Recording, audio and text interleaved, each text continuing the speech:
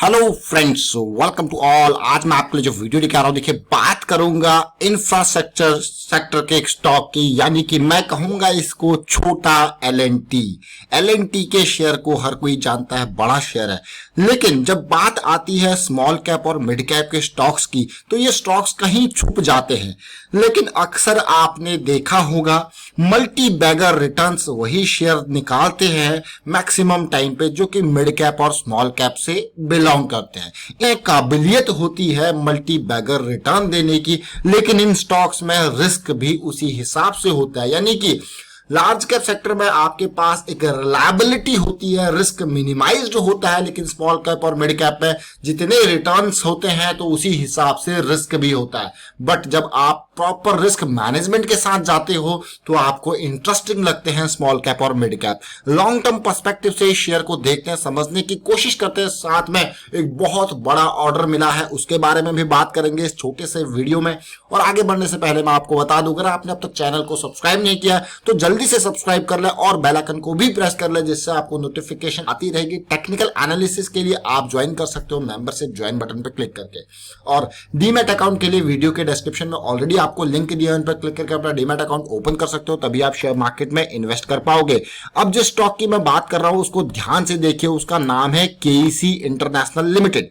KEC international limited generally ये काम करता है power transmission distribution railway related activities में, लेकिन इंफ्रास्ट्रक्चर के भी अच्छे खासे इसके पास काम होते हैं। EPC engineering procurement construction business इसके पास है। इंफ्रास्ट्रक्चर का बहुत सी चीजें ये काम करता है। छोटा शेयर में इसको कहूंगा 8,000 करोड़ के आसपास का इसका मार्केट कैपिटलाइजेशन है, 326 का प्राइस इसका अभी के टाइम पे। अगर आप रिटर्न ऑन कैपिटल एम्प्लॉयड देखते हो आप कहोगे यार ये तो बहुत ही बढ़िया है। देखिए 24% के आसपास का रिटर्न ऑन कैपिटल एम्प्लॉयड जो मैं यहाँ पे देख पा रहा हूं।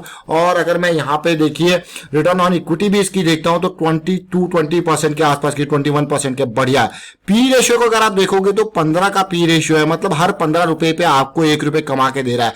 सेल्स ग्रोथ में कोई कमी नहीं है, 12% के आसपास की सेल्स ग्रोथ है। तो प्रॉफिट ग्रोथ आप देखिए 21-22% के आसपास का प्रॉफिट ग्रोथ है। अब आप कहोगे शेयर तो जानदार दमदार लग रहा है, और मार्केट कैपिटलाइजेशन 8,000 करोड़ का स्मॉल कैप का शेयर है। लेकिन यहां पे और भी कई चीजें हैं। अगर मैं देखूं पीजी रेशियो बहुत ही बढ़िया है, कंपनी के ऊपर 2,500 करोड़ का डेट भी है, इस चीज को भी ध्यान रखें, इसको आप नेग्लेक्ट नहीं कर सकते। प्रमोटर होल्डिंग 51% के आसपास के, कितने किसकी होल्डिंग है उसके बारे में भी बात करेंगे। फिलहाल कुछ इंपॉर्टेंट पॉइंट्स देखते हैं। अगर मैं बात करता हूं किसी भी स्टॉक की आने वाले टाइम के हिसाब से सोचने के लिए कि भाई इसमें इन्वेस्ट करता है आने वाले टाइम पे रिटर्न दे सकता है, तो उसके पिछले पास्ट की अगर आप परफॉर्मेंस देखो तो किस तरीके से उसका रेवेन्यू ग्रोथ हुआ है जरा देखिए। इस स्टॉक में मैं देख पा रहा हूं यहाँ पे जो ग्रोथ मुझे देखने को मिल रहा है रेवेन्यू में, वो अल्टीमेट देखने को मिल रहा है। आप देखिए 3,400 करोड़ से बढ़ के 11,000 करोड़ के आसपास तक रेवेन्यू बढ़ चुका है।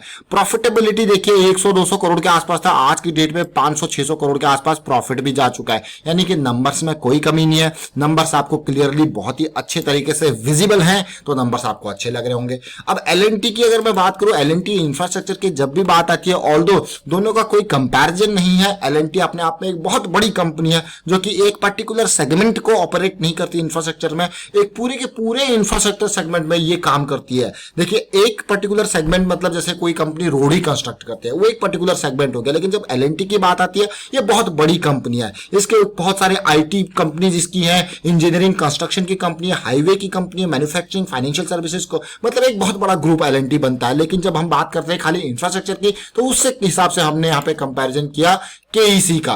तो आपने ये दोनों स्टॉक्स को देखा। एल&टी की अगर मैं पी रेशियो की बात करूं तो सिमिलर पी पे ट्रेड करा, एल&टी के ऊपर डेट काफी ज्यादा है, लेकिन एक कंपनी दमदार जानदार शानदार कंपनी में एल&टी को कहता हूं। बट यहां पे आपका जो रिटर्न्स है वो कंसिस्टेंट होंगे, वो फिक्स्ड होंगे, वो ये मान के चलिएगा आपको मल्टी बैगर रिटर्न मिलने की एक्सपेक्टेशन कम होगी और रिस्क भी उसी हिसाब से कम होगा। लेकिन जब स्मॉल कैप की बात आती है तो वहां पे रिस्क भी उसी तरीके से एसोसिएटेड होता है। देखिए ज्यादा रिटर्न की एक्सपेक्टेशन होती है तो ज्यादा रिस्क भी उसके साथ इन्वॉल्व होता है, बट आपको रिस्क मैनेजमेंट के साथ चलोगे तो आप उसको मैनेज कर सकते हो। आज की डेट में मार्केट में बड़ी गिरावट आई थी, एक्सपेक्टेशन थी, क्योंकि डाउ जोन्स कल बहुत जबरदस्त तरीके से गिरा था और सुबह के टाइम पे फिर भी उस हिसाब से उतनी गिरावट नहीं थी जितना मार्केट यूएस मार्केट में गिरावट आई थी। केईसी इंटरनेशनल फिर भी फ्लैट सिचुएशन, मतलब इतनी कोई गिरावट इसमें देखने को नहीं मिल रही है। ऑल्दो एक टाइम पे 335 का हाई इसने बनाया था, अब आपको कह रहे तो बहुत ही अच्छी पोजीशन पे खड़ा है। अभी जब मैं आपको टेक्निकल पे लेके चलेंगे तो फिर पोजीशन पता चलेगी हमको लॉन्ग टर्म पर्सपेक्टिव से। केईसी केईसी इंटरनेशनल के नए ऑर्डर को देखिए, कितना ऑर्डर मिला है 1400 करोड़, मार्केट कैपिटलाइजेशन कितना है मात्र 8-8.5 करोड़। अब आपको यार ये तो बहुत ही जबरदस्त ऑर्डर है। ऑर्डर मिला कहां से है, देखिए आरपीजी ग्रुप की कंपनी ये है, ग्लोबल कंपनी है केईसी इंटरनेशनल। ऑर्डर इसको मिला है अलग अलग बिजनेसेस के लिए। क्या इसका जो ट्रांसमिशन एंड डिस्ट्रीब्यूशन का बिजनेस है उसको ऑर्डर मिला है। SAE towers has secured order of 1143 crore देखिए। उसके अलावा इसको देखिए ओमान इलेक्ट्रिसिटी ट्रांसमिशन की तरफ से ऑर्डर मिला है। ओईटीसी पावर ग्रिड कॉर्पोरेशन इंडिया ने इसको ऑर्डर दिया है। रेलवे बिजनेस को ऑर्डर मिला है 120 करोड़ का, overhead electrification civil works in India. Smart infra business ने इसको ऑर्डर दिया 48 करोड़ का, डिफेंस सेगमेंट इन इंडिया। तो इसी तरीके से बहुत सारे ऑर्डर मिले हैं। केबल बिजनेस को इसको ऑर्डर मिला है 90 करोड़ का। तो मेजरली अब आप कहोगे कई सारे इसके बिजनेस है, majorly electricity transmission and distribution का मेजर बिजनेस इसका है। तो ऑर्डर तो आपने देखे इसको बहुत सारे मिलते हैं, मिडिल ईस्ट से खासकर ऑर्डर मिले हैं। तो यहाँ पे ऑर्डर मिलने के बावजूद आपने देखा, इसीलिए आपको सिचुएशन देख रही है, गिरावट यहाँ पे शेयर में नहीं देखने को मिली। अब चलते टेक्निकल चार्ट पे समझने की कोशिश करते हैं शेयर को। टेक्निकल चार्ट काफी इंपॉर्टेंट होता है और लॉन्ग टर्म पर्सपेक्टिव से अगर आप शेयर में इन्वेस्ट करना चाहो तो आपके लिए सबसे इंपॉर्टेंट हो जाता है मंथली और वीकली चार्ट्स। देखिए शेयर में गिरावट आई थी और एक टाइम पे 17-18 रुपए का शेयर था, लेकिन उसके बाद पॉजिटिविटी देखिए, मैं पॉजिटिविटी आपको इसीलिए दिखा रहा हूं। ये पॉइंट देखिए आपका, ये 25 रुपए का शेयर था और ये लेवल 2013-2014 के आसपास का लेवल आप देख पा रहे हो। लेकिन उसके बाद जब शेयर में तेजी आपको देखने को मिल रही है, मंथली चार्ट है देखिए, तेजी करेक्शन, तेजी देखिए करेक्शन, और एक पॉइंट देखिए इस ब्रेकआउट के लेवल को जरा ध्यान दीजिए। अगर कोई भी टाइम फ्रेम हो, ब्रेकआउट को अगर आपको प्ले करना है तो ये चीज आपको सीखनी पड़ेगी। देखिए बुलिश क्रॉस बना, बुलिश क्रॉस के बाद अगली करेक्शन काफी इंपॉर्टेंट होती है, ये करेक्शन यहां से यहां पे आई। उसके बाद अगर इस रेंज को देखो, ब्रेकआउट के लिए हम कहते हैं रेंज कॉन्ट्रैक्शन और डिमांड मूविंग अप। आप देख सकते हो किस तरीके से रेंज कॉन्ट्रैक्शन हुई, डिमांड मूविंग। ये लर्निंग पॉइंट है, ये आपको एक स्टॉक में नहीं, इस तरीके से आपको अलग अलग स्टॉक्स में देखने को मिलेंगे और आप हर टाइम फ्रेम पे इसको यूज कर सकते हो, इंट्राडे में, आपके शॉर्ट टर्म में, लॉन्ग टर्म पर्सपेक्टिव में। आप देखिए मंथली चार्ट आपका दिखा रहा है range contraction, that is most important thing. और ब्रेकआउट के अंदर हल्का सा कंसोलिडेशन, और आप देख सकते हो 150 से सीधा शेयर कहां गया, ऑलमोस्ट देखिए किस लेवल तक गया। बहुत ही जबरदस्त जंप यहाँ पे शेयर में देखने को मिली। अब ये तो आपने आपको हो गया, ये तो बहुत ही अच्छा जंप है, बहुत ही पॉजिटिव जंप है। फिलहाल सिचुएशन देखिए कैसी आ गई है। ये स्टॉक फिर से अपने ब्रेकआउट के नियर पे आ चुका है, जो ब्रेकआउट का नियर था 2019 के जून जुलाई में, फिर 2020 के स्टार्टिंग में, और मार्केट में गिरावट आई, लेकिन उसके बावजूद फिर से ये स्टॉक वहीं पे पहुंच चुका है। अब आपको कहे तो बहुत ही बढ़िया पॉजिटिविटी है, पॉजिटिविटी, क्योंकि लास्ट टाइम पे, अब मैं आपको कहता हूं ना, एक बड़ी कैंडल छोटी कैंडल काफी इंपॉर्टेंट होती है, उस कॉम्बिनेशन को जरा देखिए। जैसे कि यहाँ पे मई के महीने में तेजी थी, तो जून के महीने में तेजी थी, तो जुलाई के महीने में करेक्शन था। तो ये स्टॉक हमारे रडार पे इसी टाइम फ्रेम से आ गया था और अच्छा खासा यहाँ पे जो टेक्निकल एनालिसिस के लर्निंग मेंबर से प्रॉफिट यहाँ पे कमाया था, एक रैली शॉर्ट टर्म पर्सपेक्टिव से पिक कर ली। लेकिन जब लॉन्ग टर्म पर्सपेक्टिव से आप सोचते हो और इन्वेस्ट करने की, तो फिर आपको उसी हिसाब से अपनी थीसिस बनानी होती है। देखिए कोई भी चीज हो, मैं आपको बार बार कहता हूं कि जैसे गिरावट आई थी, गिरावट के टाइम पे भी कहते हैं एक रैली आने दीजिए, करेक्शन आएगा, आपको मौका मिलेगा एंट्री का। देखिए पहला हाई इसने बनाया, फिर क्या आया आपके पास, करेक्शन, करेक्शन का रेजोल्यूशन हुआ और रेजोल्यूशन के बाद तेजी आई। देखिए तेजी आई, तेजी आने के बाद आप देख सकते हो फिर से करेक्शन आया, करेक्शन रिजॉल्व हुआ, फिर से रैली आई।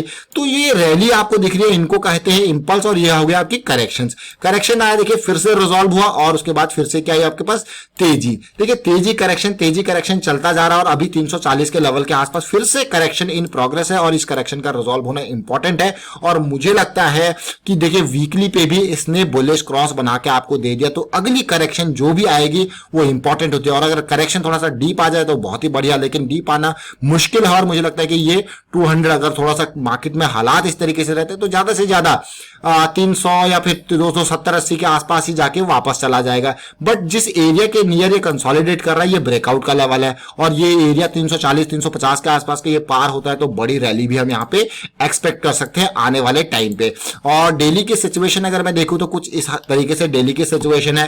देखिए फिर से रिपीट करूंगा, जो आपने मंथली में देखा था बुलिश क्रॉस बनने के बाद का करेक्शन काफी इंपॉर्टेंट होता है, वो आप फिर से देख सकते हो कितना इंपॉर्टेंट होता है। देखिए डेली में बुलिश क्रॉस बना और उसके अगली करेक्शन तेजी, और उसके बाद 20 के नियर बार बार करेक्शन ले रहा, और देखिए फिर से करेक्शन आई है डेली में, जो कि रिजॉल्व होने का नाम ले रही है। रिजॉल्व होना इंपॉर्टेंट है, फिलहाल 340-350 के आसपास ये बड़े ब्रेकआउट के लिए रेडी हो रहा है।